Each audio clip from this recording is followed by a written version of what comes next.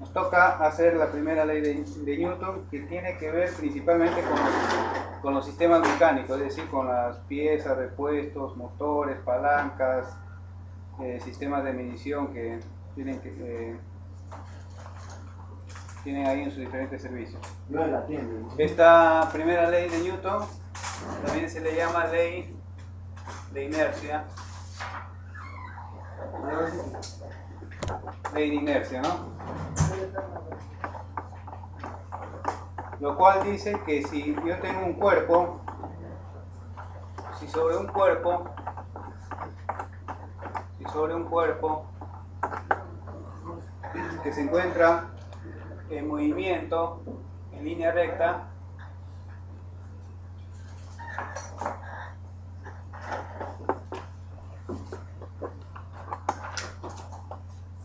permanecerá en movimiento constante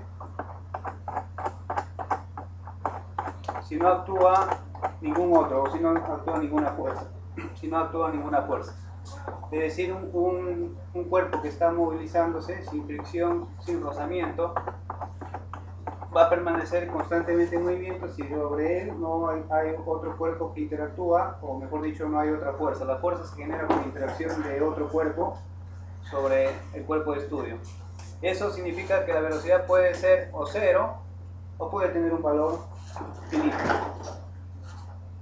Entonces, cualquier cambio en el valor de la velocidad, digamos, tienen una máquina que está... ¿Finito o infinito? Finito. Finito.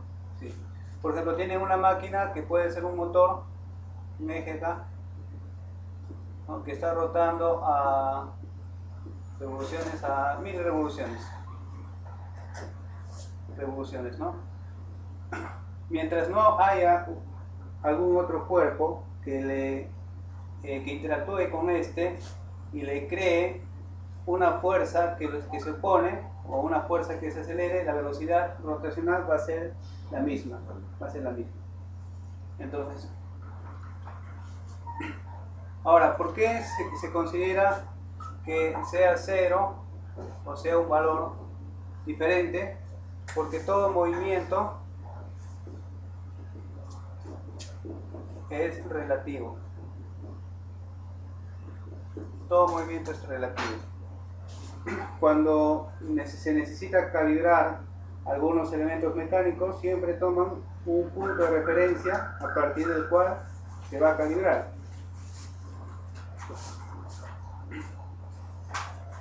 Entonces, aquellos cuerpos que se movilizan en sistemas de coordenadas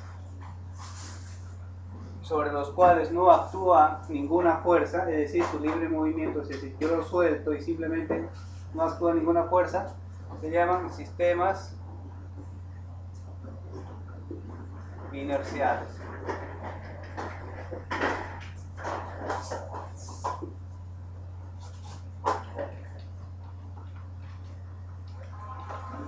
En sí, lo llaman sistemas, esos son de referencia.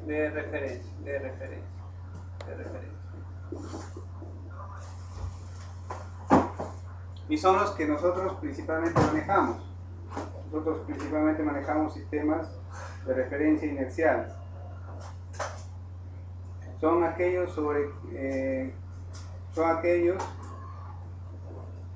los cuales no actúa ninguna fuerza. El sistema es natural, es decir, si yo tengo un objeto ahí quieto, un objeto que puede ser lo que está encima del escritorio, por más que pase el tiempo, no va a haber alguna fuerza que de pronto aparezca y lo desplace, por el mismo hecho de que está en este espacio. Tiene que haber alguien que vaya, toque o le ejerce una fuerza para que este cambie o se altere su posición.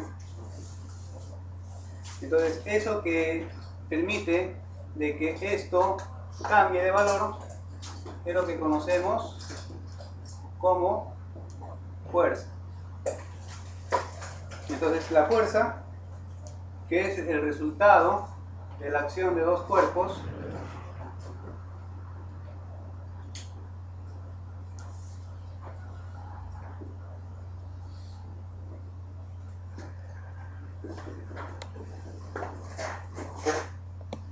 habíamos visto en las charlas anteriores que tenía un sentido físico de cómo se producía. Entonces, no es que cambie porque yo no sé, no es que no se supo por qué cambió, no es que se desconoce por qué se deformó, sino que siempre va a haber una causa que tiene que explicar ese fenómeno. Entonces, ¿por qué se llama que la fuerza es el resultado de la acción de dos cuerpos? Porque a nivel microscópico, o sea, si yo esta mano lo tengo acá impulsando sobre la pared, ¿no? La superficie de mi piel está en movimiento y estos choques, acá si lo vemos en zoom,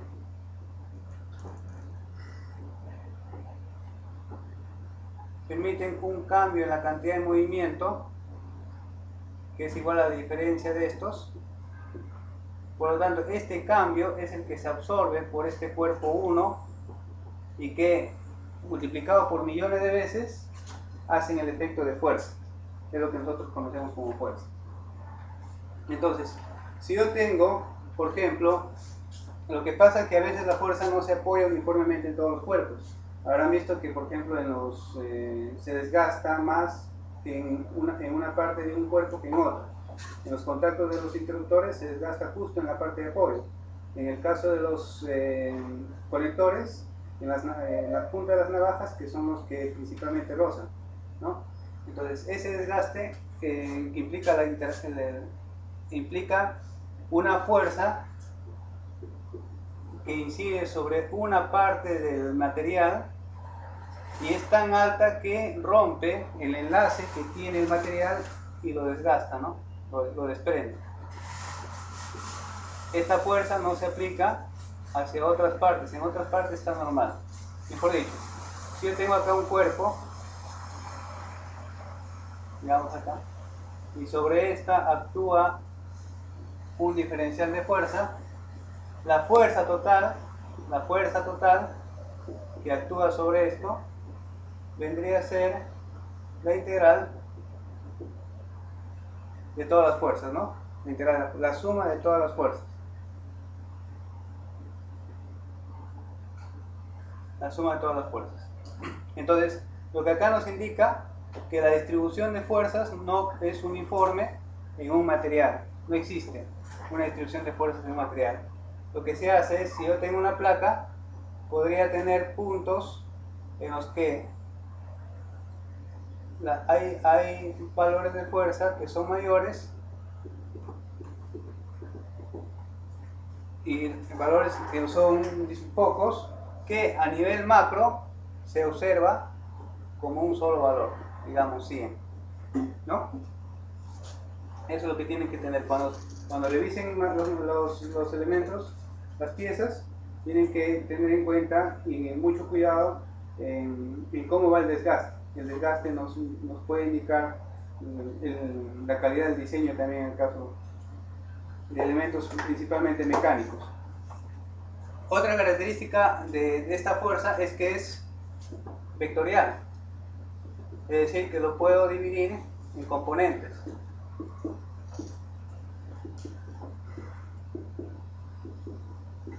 Y como vamos a ver en la siguiente charla, si yo tengo un cuerpo, por ejemplo, y sobre ella actúa una fuerza que es principalmente perpendicular, los efectos van a ser en esa dirección. Los efectos van a ser en esa dirección. Hacia el otro lado no existe fuerzas, es decir, sería 0 en la dirección X, existiría la componente en la dirección Y vertical y 0 en la otra dirección. Por lo tanto, según la segunda ley de Newton, fuerza, masa por aceleración, los efectos se van a ver en esta dirección. Cuando se tienen materiales, por ejemplo en el caso de piezas en la cual se evalúa el desgaste, la calidad del material, uno entiende los diferentes movimientos, sean en línea recta o rotacionales, y bajo esos uno puede mirar bien en el material cómo es que va desgastándose el elemento. En estas cosas, para recordar su física 1 y física 2, hay diferentes sistemas de coordenadas. Juanito, la clase te das Hay distintos sistemas de coordenadas. Están las cartesianas, las cilíndricas y las esféricas. Cartesianas, por generalmente casi todas las máquinas, excepto las que tengan movimientos rotacionales, en la cual las cilíndricas nos ayudan bastante. Ejes, maceras, torques, ahí nos ayuda bastante las cilíndricas. Y las esféricas, lo que son rodamientos. Lo que son rodamientos, o cualquier otra superficie cilíndrica, eso nos ayuda bastante las esféricas, ¿no? En las cilíndricas, ¿por qué? Porque dado un punto en el eje, este es el eje Z, dado un punto acá,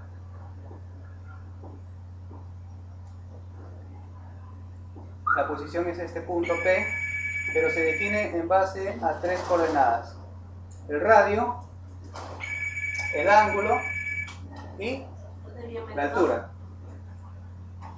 Entonces yo puedo coordinar este vector en la componente radial, que puede ser en un eje, la componente radial vendría a ser esta de acá, en función al radio, que puede implicar una deformación o un desgaste del diámetro del eje. La fuerza en el sentido del giro, acá, en la superficie, que nos puede indicar la cantidad de abrasión que puede tener un material o desgaste, y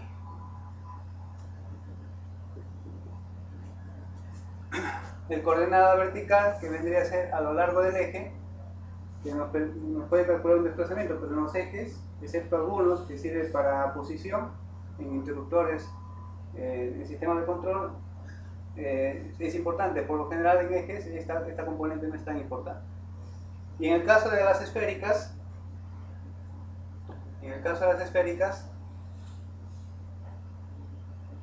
que viene a ser determinado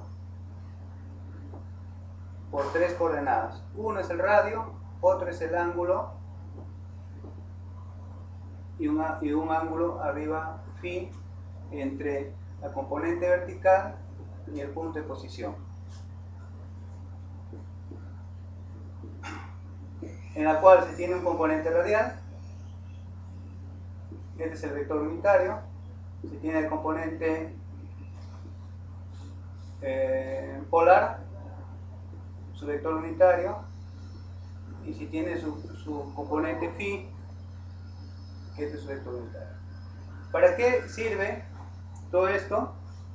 Es que en coordenadas cartesianas, que viene a ser todo lo que nosotros estamos viendo, largo, ancho y alto, en componentes cilíndricas y en componentes esféricas, ven que cada uno tiene sus respectivos componentes. Entonces la fuerza, esta fuerza que yo estoy actuando sobre acá, la que existe cuando tengo un elemento en movimiento, o una esfera, o un eje, o cualquier otro, ustedes cuando analicen,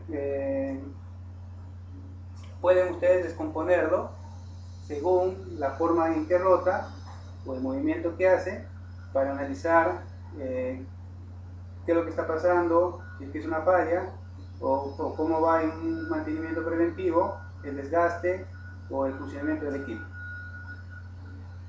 Como es fricción, como han visto que es como han visto que es fuerza, tenemos algo que intuitivamente les puede decir qué tanta fuerza estoy realizando, pues se está realizando en una determinada pieza, que viene a ser el trabajo. El trabajo entre dos puntos no es otra cosa más que la fuerza por el desplazamiento. Y de acuerdo a la primera ley de termodinámica, si es que el elemento es cerrado, el trabajo se puede convertir en calor. Entonces ese trabajo que se realiza para desplazar ese cuerpo puede convertirse en calor. Entonces es por eso que a veces cuando se tiene máquinas o motores uno está colocando ahí la mano, el dedo para ver cómo es que si se calienta o no se calienta, justamente por eso que de la misma forma se desprende este trabajo. Y acá pueden ver que este es un producto ¿de qué tipo? Y ven, este es producto vectorial, no,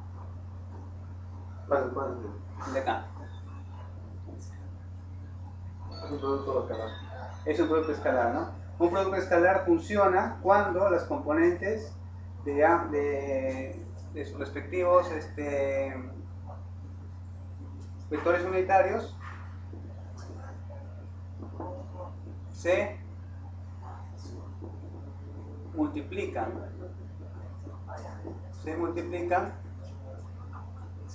Derivada de Rx, derivada de Ry, derivada de Rz. Es decir, si existe, una vez que tengo la fuerza y la descompongo en sus componentes, aquellos que tienen valores finitos, se van a conservar. Es decir, esto quedaría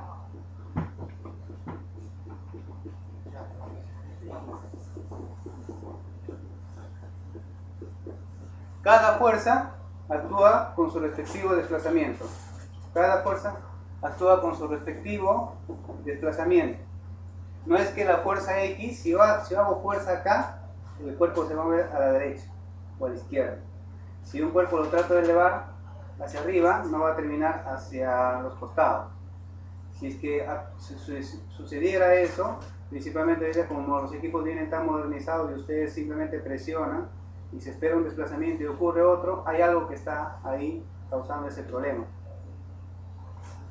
Entonces, esta es la característica de la parte escalar que se relaciona con el trabajo. Ahora, el trabajo es entre dos puntos.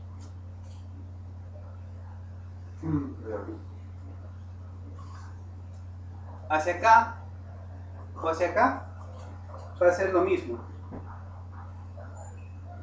Si yo sigo la trayectoria 1 y sigo la trayectoria 2, al final voy a realizar el mismo trabajo. Es decir, hipotéticamente, si yo quiero caminar de acá a la dirección, me vaya por la izquierda o me vaya por abajo por logística, al final voy a gastar la misma cantidad de trabajo, de energía, hipotéticamente. Obviamente que no somos una máquina perfecta, tenemos pérdidas, y obviamente que ir por abajo de repente implica un poco más de desgaste, pero hipotéticamente, idealmente tendría que ser el mismo trabajo. Entonces, para terminar, dado que la semana hacemos un poco la segunda ley de Newton, para terminar, tenemos lo siguiente. Por lo general para nosotros tenemos un sistema tridimensional. Nosotros estamos acostumbrados a un sistema tridimensional. El tiempo, solamente existe un tiempo, es unidimensional. Si yo conozco un punto de partida, como ustedes lo suelen usar, apágalo y enciéndelo, ¿no? Y a partir de ese momento, todo el comportamiento de esa máquina, de ese equipo, lo pueden predecir o lo pueden decir que bajo estas condiciones, la forma como va a funcionar es conocida. Igualmente, según la primera ley de Newton, si yo tengo este punto en un momento t0, que puede ser un punto, un objeto, una máquina, todo lo que viene en adelante, todos estos puntos que recorre a medida que pasa el tiempo, pueden ser predecibles. Entonces, ahí la idea está en que todos los equipos que nosotros manejamos acá, si es que conocemos adecuadamente las condiciones de funcionamiento, podemos saber cómo es su comportamiento en un momento determinado. Ahora, todas las leyes de la naturaleza en todos los momentos de tiempo, para este tipo de sistemas en el cual estamos acostumbrados, se cumplen. Es decir, si yo acá quiero hacer una prueba, acá, tendría que funcionar igualmente en el servicio. Si en el servicio no funciona un determinado tipo de prueba que se pueda hacer y acá sí funciona, hay algo en el servicio, algo externo que está afectando y que cambia el funcionamiento del equipo.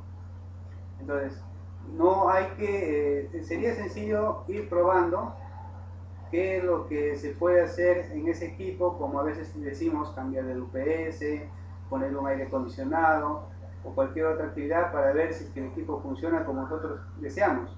La idea es, de cierta manera, tener con esto un cierto criterio de saber qué es lo que está alterando al equipo para que tenga ese comportamiento errático. Entonces, todas las leyes de la naturaleza, todas las leyes de la naturaleza funcionan en este tipo de sistemas referenciales inerciales de la cual nosotros estamos completamente acostumbrados. Y para modo de un poquito el formalismo, hay lo que es estructura de Galileo, que de repente les va a servir, por ejemplo, cuando vienen a hacer los test, en que así como hemos combinado, digamos, en un vector posición, el Rx, Ry, Rc, digamos, yo tengo un sistema referencial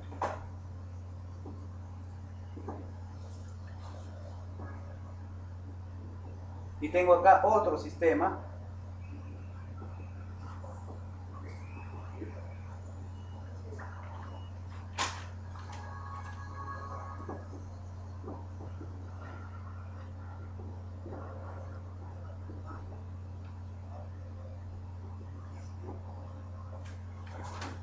en el que para uno, acá está el punto, el vector es R, y para otro, con punto referencial 0, el vector es R'.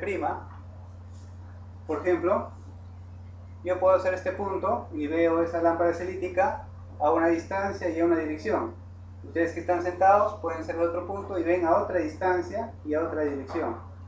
Pero si es que hubiera este cuerpo en movimiento, se debería cumplir esta ecuación, la cual nos dice que la distancia se aleja de manera proporcional al tiempo, de manera proporcional. No significa que pasado un tiempo, si avanza cada 1 metro, digamos, por segundo, todo el tiempo va a ir avanzando en esa proporción, 1, 1, 1, 1. Si en algún momento cambia de proporción, cambia de posición de manera no proporcional, hay algo también que ahí está afectando. Entonces, esta es la forma usual, pero a veces se suele utilizar una notación en la que se engloba las 3 posiciones. Una A4, que menciona que tiene 4 componentes, y a esto se conoce como A3, que de repente lo van a ver en algunas empresas que vienen a hacer trabajo sofisticado. La idea es que si yo tengo un plano, obviamente que no se puede graficar las 3 dimensiones en un plano, pero si ese plano se hace el equivalente como A4, como si fuera todo este espacio y tiempo, yo podría tener una línea de las 3 componentes con un punto A que marque el inicio de un proceso y un evento E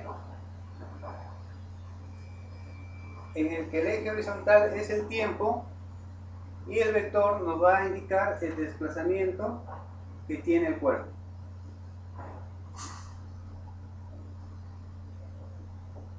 Es un diagrama sencillo para combinar lo que son desplazamientos en el tiempo, desplazamiento, velocidades y aceleraciones en el tiempo, y se usa bastante en lo que es calibración de equipos y inspección también de ellos mismos. A cada punto de estos se llama evento. Preguntas. Estaban en alfa, en beta creo que estaban. Preguntas, Cristian. ¿Cómo no te caíste de arriba? ¿Qué? ¿Ahí también? ¿Has subido ahí para no dormir? No te pasaste. ¿A quién empieza Ignacio? Debe darle así un mal mesón en general, para que no se duerma. Un mal No, pero ya se han mesón. dormido antes, digo. ¿Qué vas a volver? Pero no te recuerdo. Bueno, entonces, solamente recalcar que la fuerza, como les digo, sobre una superficie, puede superar también el enlace entre átomos, y de eso se produce la erosión cuando es un sistema de particulados que desprende el material, es erosión. Abrasión cuando es un elemento químico el que degrada la superficie, ¿no? Es en este caso erosión. Se aprovecha ese efecto que a veces se causa al momento cuando algo está en movimiento. ¿Se aprovecha? Se aprovecha esa ley. Claro, pero esta es una que es en todos los cuerpos, incluyendo en nosotros. Claro, es algo que se percibe. Pero los sistemas inerciales son, el sistema inercial, todo el medio ambiente que nosotros tenemos es inercial. Si dejas un cuerpo caer, lo único que tienes es la gravedad, ¿verdad? No existe otra fuerza. Si tienes un motor y comienza a girar, lo único que tienes ahí es el torque del motor. No, lo que está acá en el eje que colocamos es el torque, equivalente a la fuerza, lo que va a realizar el movimiento del cuerpo. No va a existir otro. Entonces, en el caso de un motor que ya se sabe, en función a la frecuencia y al número de polos, cuánto es la velocidad de rotación, si existe un cambio menor, mayor, o existe una subida y bajada de la velocidad, hay algo que está ahí causando efecto. Entonces, aún así, el movimiento, como son dos superficies que están ahí interactuando, va a crear fricción. Es una fuerza, ¿no? Es una fuerza. Esa fuerza, que puede ser pequeña por el desplazamiento, en este caso angular, va a necesitar un trabajo que se requiere para poder mantener el cuerpo en movimiento o en rotación, ¿no? Es igual como la resistencia. La resistencia eléctrica no es la oposición a la corriente, es la energía que yo gasto para mantener el movimiento, la energía eléctrica, ¿no? Si una parte de eso se va gastando, porque obviamente tengo que mover los electrones, y para eso necesito una determinada cantidad de energía en mantener ese movimiento. Por eso es lo que se llama resistencia. La resistencia no es la oposición, sino es un consumo. Igualmente la fricción. Entonces, esta primera ley de Newton, que lo fundamentó Isaac Newton, es una de las leyes esenciales que se utiliza a diario y que está en nuestra vida diaria, en nuestras cosas, en nuestras actividades, en nuestros trabajos, duermas o no duermas, es nuestro pan de cada día. Pero es un sistema inercial en el que, si no existe algo, una interacción con otro cuerpo, es decir, una fuerza, ese cuerpo, si está en movimiento, permanece en movimiento, y si está quieto, está quieto. No como acá, que puedes dejar una cosa y encuentras un momento al otro y se fue a otro lugar, ¿no? Entonces dices, no, pero ¿qué fue? Sí, hubo algo que se fue. En el caso de las máquinas, si hay una rotura, una deformación, sea del elemento, o sea doblado, o sea desgastado, o haya metal que haya caído, obviamente que una fuerza es la que ha actuado para hacer todo eso. lo que son todo lo que es sistemas mecánicos. Si es que nos vamos a la parte humana, si es que ves una operación de artrosis o un desgaste de huesos o una placa, obviamente que ese desgaste ha sido porque han habido fuerzas obviamente que actúan y bueno, el hueso no se mantiene lo suficientemente rígido, sino está poroso y la fuerza ya encuentra un hueso no tan rígido y por lo tanto lo va desgastando, ¿no? Desgastando, ¿no? Es por eso que es bueno tener hijos jóvenes, porque ya cuando son mayores, se pasan de mucho tiempo, ya también la genética cambia adaptándose a lo que en verdad conoces, o sea, en verdad lo que ya tienes, ¿no? Es muy diferente que tengas 24 años que tengas 40 años. O sea, en tu gen ya está asimilado lo que son tus 40 años, no es como que fueras joven. ¿Alguna otra pregunta? ¿Ninguna? No. Ok, entonces la siguiente semana hacemos segunda ley de Newton y sería bueno que revisen en su internet el rato que tengan tiempo libre, ¿no? Lo hemos hecho en medio día. Pues no, no,